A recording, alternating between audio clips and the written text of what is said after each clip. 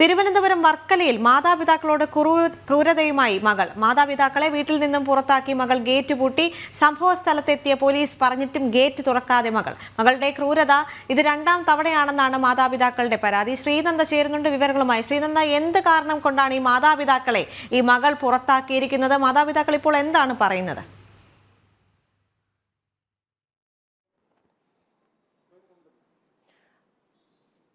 ദേവിക, മകൾ ഇത് രണ്ടാമത്തെ തവണയാണ് മാതാപിതാക്കളെ വീട്ടിൽ നിന്ന് പുറത്താക്കിയിരിക്കുന്നത്.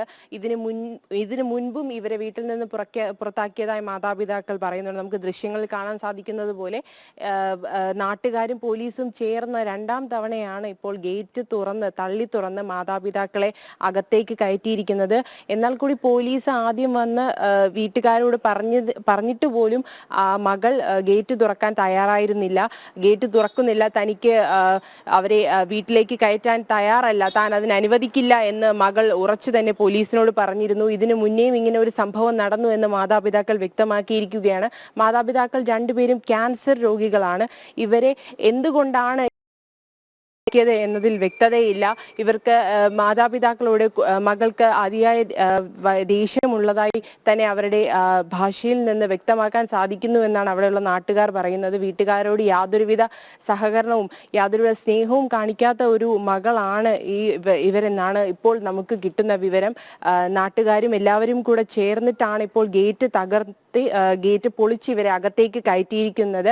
ഇവർക്ക് ക്യാൻസർ രോഗമാണെന്ന് പറഞ്ഞിരുന്നു. എനിക്ക് തോന്നുന്നു ഇവരെ നോക്കാനുള്ള ബുദ്ധിമുട്ട് കൊണ്ടായിരിക്കാം ഇവരിങ്ങനെ രണ്ടാമത്തെ തവണയും വീട്ടിൽ നിന്ന് പുറത്താക്കിയത്. ഇന്ന് രാവിലെ ഇവർ കളക്ടറുമായി ചർച്ച നടത്തിയിരുന്നു. വീട്ടുകാരെ വീണ്ടും വീട്ടിലേക്ക് തിരിച്ചു കയറ്റണം എന്നൊരു തീരുമാനത്തിലേക്ക് എത്തിയിരുന്നു.